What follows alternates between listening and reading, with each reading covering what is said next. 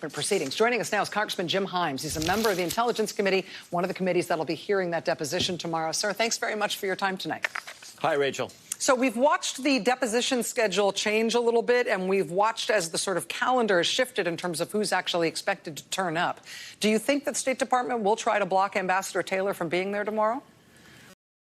Well, they may, but, you know, what's remarkable about the last couple of weeks is despite the 3 or 4 page letter that Congress got from the White House saying we're not helping you, this is a fake inquiry, it turns out that actually State Department people, retired and not retired, are showing up for their depositions. So I do imagine that Mr. Taylor will show up, and I do imagine that the rest of the witnesses will. Obviously, we got delayed a bit because my colleague Elijah Cummings' memorial service will be at the end of this week. But things are moving along, despite that bizarre letter from the White House saying they weren't cooperating. In terms of Ambassador Taylor and what you're going to ask him, I know this is a closed-door deposition and it hasn't happened yet, but obviously his text, which we've now seen, I think it is crazy to withhold security assistance for help with a political campaign. The reason that is so striking, the reason that has become the refrigerator magnet of this scandal thus far, is because it really appears like he was putting that in writing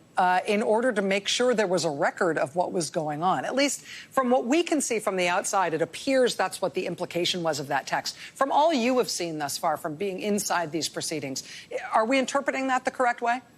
No, I think that's right. And, you know, I think it's important that we understand why it was that Bill Taylor, a professional diplomat, a guy with, you know, diplomacy to do, not anybody's political interest to look after, twice in 2 separate texts said, my God, what are we doing here? Some version thereof. We need to understand why he got that impression. Why did he think there was a quid pro quo? I would point out, Rachel, that, you know, when the chief of staff gives a public press conference in which he says, yeah, sure, there was a quid pro quo. And when the American people can read the transcript in which the president says that, hey, will you do me a favor, though, you know, the facts are not really in dispute. So when you step away from tomorrow's testimony, I do think we've got a little bit more work to do to understand exactly who helped implement the orders to withhold the military aid, to withhold a White House meeting for the new president, who was in that line of command. And by the way, we don't talk about it much, but one of the truly bright lights of the diplomatic service, Marie Yovanovitch, was dismissed from her post in Ukraine. The dismissal of an ambassador is a pretty big deal. The Secretary of State would generally know about that sort of thing. That is also a very significant abuse of power if it was undertaken, because Giuliani is running around spreading rumors that she's not on the team. So we do have a little bit more work to understand exactly who is in the line of decision-making of these uses of American public resources to accomplish this bizarre and seedy aim for President Trump's re-election.